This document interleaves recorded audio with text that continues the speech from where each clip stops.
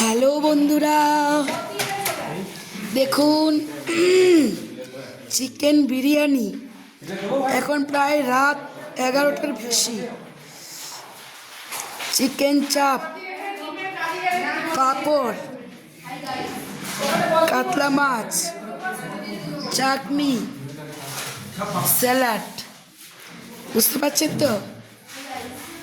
এই রাতের ডিনার এখন খাবো।